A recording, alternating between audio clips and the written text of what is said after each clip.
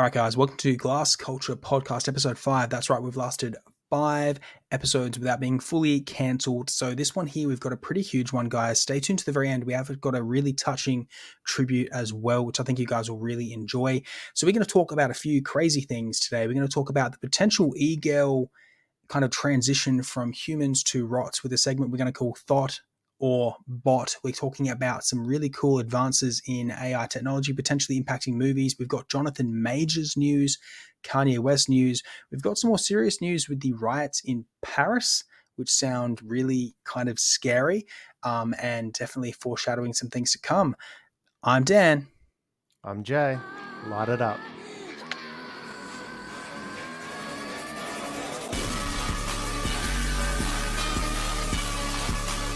All right, Jay.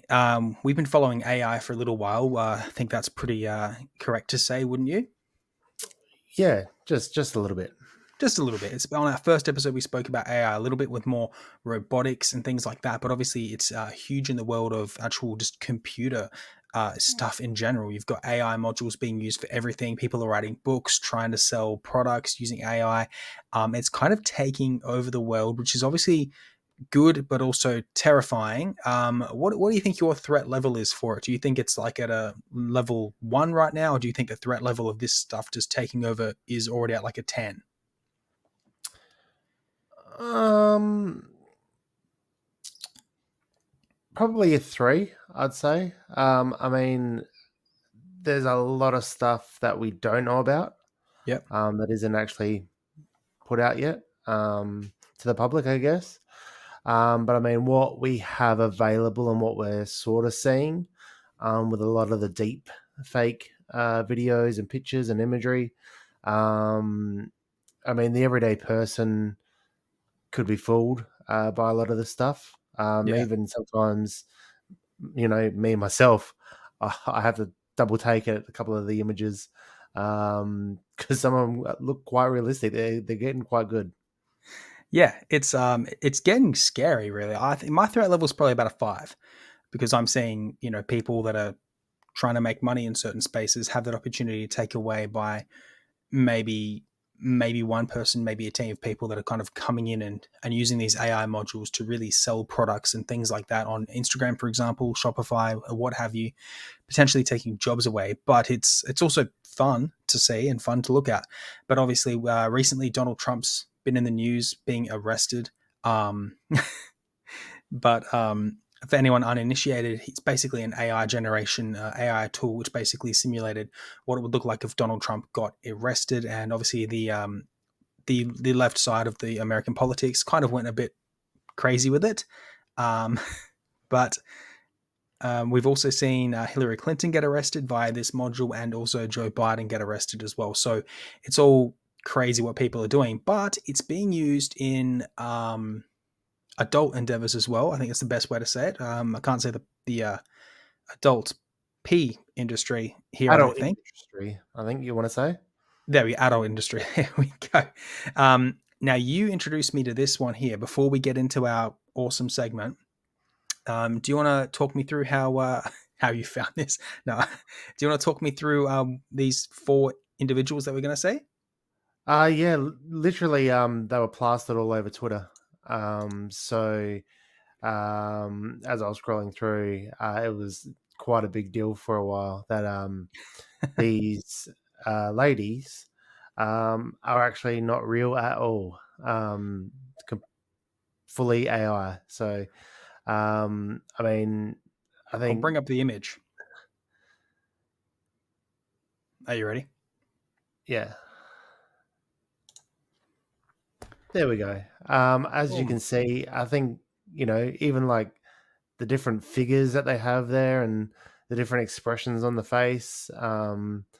Yeah, you can see it kind of tailors to different types of figures. But yeah, this was just circulating for a while, and people couldn't work out if they were real or not, and it caused a bit of a stir in the community. Yeah, the scariest thing for me is I don't know what part of these AI images are real or fake, or if the entire thing is fake, or if it's four girls with those physiques standing next to each other and then superimposing a face over the top. And I don't know how many people have been fooled into maybe paying money for premium type content. I'll get that image off the screen. Sorry, everyone. I've got to remove the image. But yeah, I think the biggest one of the big issues is like, we understand that the adult industry, is not necessarily the best thing for men, as they can get addicted, and also ruin their natural sexuality, um, by if you're watching, something that you release less dopamine, so it needs to be stimulated by going further and further and pushing boundaries further and further to release the same amount of endorphins, which can lead to some weird Google searches, I guess, or Pornhub searches. It definitely does create an unrealistic expectation of dating as well. Yes, So yeah. imagine, yeah. So imagine being a 12-year-old, because to be honest, I was exposed to this kind of material by a young friend's older brother as a kid. So I knew about this stuff when I was like 12, right? So imagine being a 12-year-old now with the great expenditure of videos that you can find online. By the time that 12-year-old's 21, they're already just their heads messed up. So yeah. I think also that there is actually an app or a site where they actually have speech as well, so they can actually talk and conversate with you, basically become your only friend, I guess, if Mm, you're alone and stuff like that, and you can quite confide in this AI tool, and if you pay a premium, you can see it naked and get it to do things and stuff like that. It's really quite next level kind of stuff. Yeah. yeah. Yeah, I mean, it honestly sounds incredibly difficult for someone to actually make, but I'm guessing it mustn't be. But on that becomes a bit of an evolution here. Obviously, we've spoken about AI tools generating images, and obviously, um, people are going to use that to their advantage where they can. And we've got a little game we'd like to play with you guys at home. It is called, and I'll bring it up. It is called Thot or Bot. Yes, I made this myself, and I'm incredibly proud of it. How long did that take you to make, Dan? Well, ogling the images was its own process, but making the collage was around about 7.5 minutes. Oh, not as long as I thought.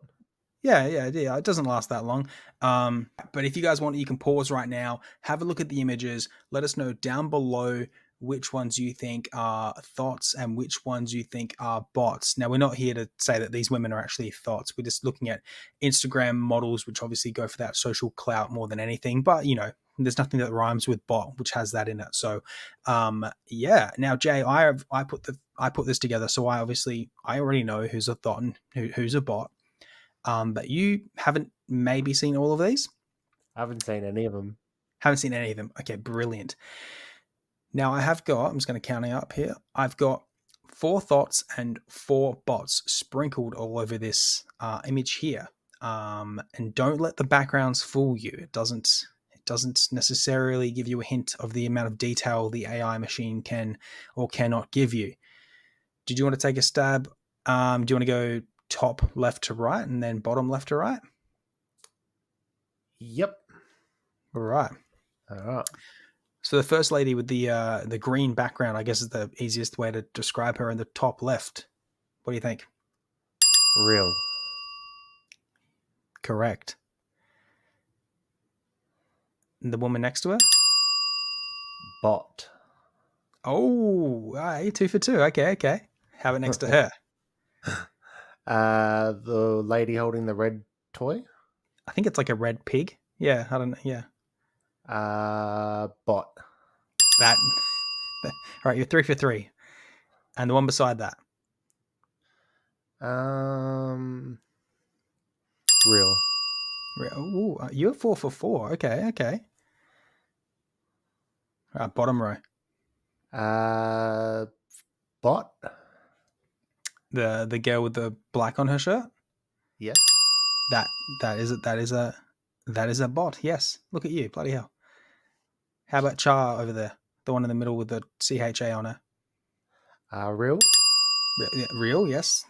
Okay, this is good. How about the lady in red? The lady in red with the red background. Bot.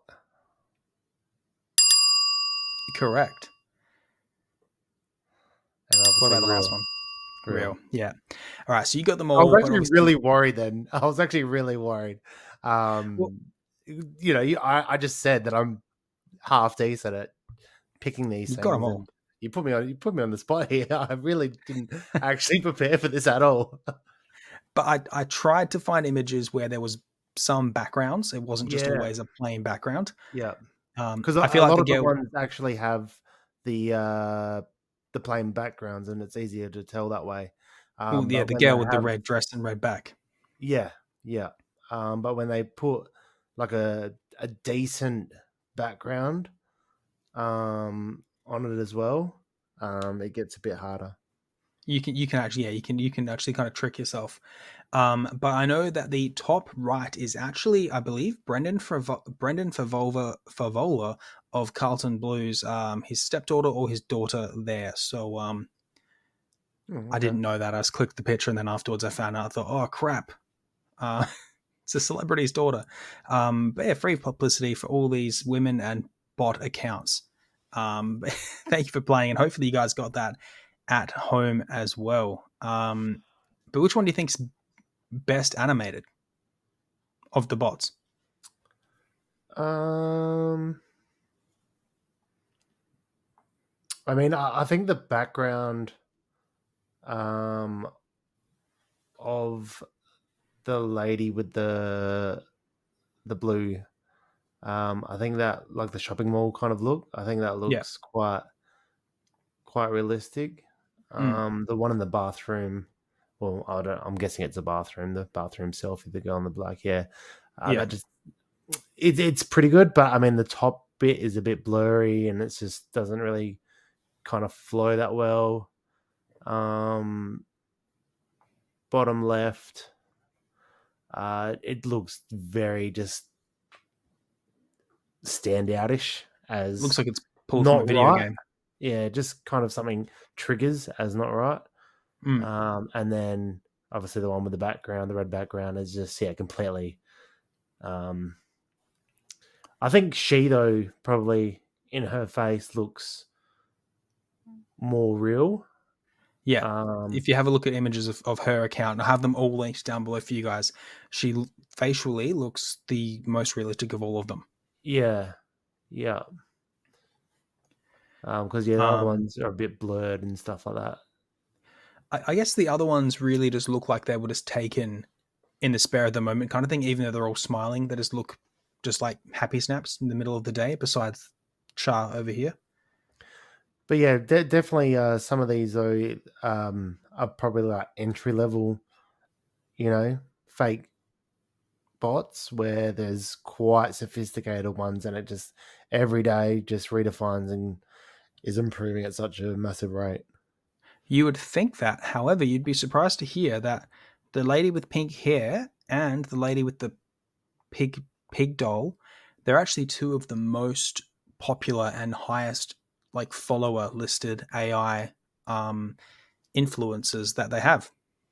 So my question to you is, Yeah. what happens to the everyday influencer when companies no longer need to basically pay, fly someone out, hotel, food, accommodation, pay for photo shoots and etc., all to advertise a brand when they can just use an AI image. That's the scary thing, isn't it? Where are the jobs going to go? There's four women here who presumably have brand deals with someone somewhere at some point in time. But what's to stop little Miss Piggy here with the little pig taking one of those, and they don't even exist? To me, that looks like a rabbit, but yeah. Is it? Okay, well, a teddy bear. But yeah, I mean, like, what's to stop this? I mean, how quickly a company is going to be developing real kind of digital renderings of their products so that they can marry them up with these digital, commodities that they could, easily develop themselves. Exactly. Yeah. And that follows on from our previous discussion we were having a little while ago, talking about what's going to happen with the movie industry, how quickly they're going to be able to basically AI generate a script and AI generate an entire movie. Yeah. I mean, actors won't even have to necessarily even act. Yeah, You could just literally exactly. How crazy is it? copy their, just maybe sign the rights of being able to use their face and stuff like that, and just literally just have it automatically done. Yeah, exactly. And that segues pretty well into what Marvel might have to look at doing with Jonathan Majors, the star of Creed 3, and also the Marvel Phase 5 bad guy, Kang the Conqueror, with the latest updates. Heard about these updates and these issues that he's got facing? I have heard that allegedly he choked or something, hit a woman or something along those lines. It's all allegedly. Obviously, there's nothing set in stone. This is all just accusations. Nothing's proven, obviously, but Marvel have already got a huge few issues with firing tons of people. They have to fire. They have to cut $5 billion in spending. They have to cut thousands of jobs. This is not the time to have the biggest actor on the hinge of leading this phase 5 as the bad guy potentially have this issue come up. This is not what they need, unfortunately. I mean, you saw what kind of went on with Johnny Depp. Yeah, Although he was proven innocent, even just with that allegation against his name, he was forced to. They were forced to basically step him down. So, is exactly. it something that will transpire with this? It would suck because I was a bit negative on Jonathan Majors. I thought his acting was wooden. He came across like a plank of wood. But I've seen a few performances of him based on some community feedback. And he's actually pretty fun. I just think the role itself is bland, and he's just playing that the way that the role requires. But if you're seeing Creed 3, he's actually pretty good as an actor. He's also jacked, which is I was something just that you about can to always say look that. at. Yeah, did he get jacked for that? He's shredded. Apparently, he's been working out like his entire life. But for this role, he just kind of cut a lot more. So yeah, but it's really unfortunate to see. Obviously, like we're saying, this is just accusations. We don't actually know anything. Stay tuned. Yeah, yeah. We'll be updating as soon as we know because we're big Marvel heads, or we used to be big Marvel heads. Yeah, So used it's to be keyword. yeah. But that was a little bit of updates with Jonathan Majors, and then obviously Kanye West. Do you remember Kanye West? I love Kanye. He used to be a lot more popular. For those uninitiated, he did some things, and he's become less popular. But how is he trying to will himself back into our hearts? He wrote a tweet or something saying that he watched Jonah Hill recently, or watched a movie 21 with Jump Jonah Street. Hill. That's Yeah, right. It was 21 Jump Street. great And just movie. was right. Can you read the tweet out? Read the tweet out. Um, all right, so it actually wasn't Twitter. He's actually been banned from Twitter still. It was actually Instagram. He's still on there. And I'll read the tweet out. So, Kanye West, watching Jonah Hill in 21 Jump Street made me like Jewish people again. No one should take anger against one or two individuals and transform that hatred into millions of innocent people. No Christian can be labeled anti-Semite with no Christian can be labeled anti-Semite knowing Jesus is Jew. Thank you, Jonah Hill. I love you. Weird, nice little comment down here from somebody saying the war is over. So I don't really know because Jonah Hill's latest movie was a movie on Netflix with Eddie Murphy. I actually Yeah, didn't mind that movie. I haven't watched it yet. I think the scene where they kiss was AI done. Um, Another uh, instance of AI. yeah, because they couldn't be at the same place at the same time for whatever reasons, and it was actually an AI kiss. Just That's for pretty anyone that watches spectacular. that or didn't know that. Wow. That's yeah. No, I didn't realize that. But that movie essentially dealt with race issues throughout most of the movie. I think the entire movie was basically race issues, played off for laughs. And I think they made fun of both the left and the right. Yeah, so it was kind of, more geared to the left. mm, Um, but they also did kind of make a little bit of fun of themselves by how they kind of overreact and different scenarios and stuff like that. But it was quite a well rounded movie though. that's the way to do it. That's the South Park way of doing comedy. No one from anywhere is safe. Everybody is gonna get their due when they get around to that person. So I think that's the way to do it, in my opinion. We're going to go to banking news, more specifically, the German bank, the Deutsche Bank of Germany. Germany's biggest bank is seeing some huge downturns. What are you seeing in this regard, Jay? Uh, Same kind of stuff that's been going on in the Swiss bank and the American banks, which is instability. A lot of people feeling like they want their money because their banks don't have their money, so they're withdrawing it, causing the banks to having to sell their bonds and different stocks that they have, and not being able to provide the money to the people. So it's not over. It's still an ongoing development. What I think is actually happening is a crypto choke 2.0, where they're actually trying to get rid of all these smaller banks, and basically get rid of the wealth spread and basically create like a superpower of banks and just have three or four big banks that pretty much run the world instead of the amount of banks that we have now. That does sound scary, kind of like a big kind of Illuminati kind of situation there. Yeah, it could possibly be. Yeah. Okay. Speaking of finances and Europe, this is another clean segue into the riots in France, the protests in France. Um, Jay, what can you tell me about this? I've got a little bit of info here as well.